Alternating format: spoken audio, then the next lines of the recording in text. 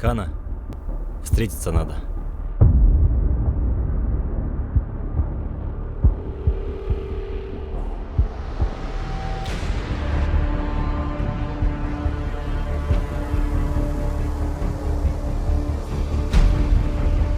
У тебя денег как грязи.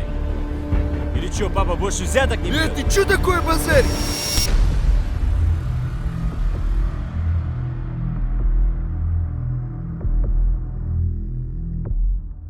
Сам скажешь.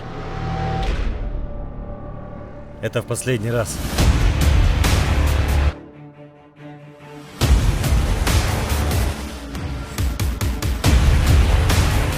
На мотоцикле еще ездишь?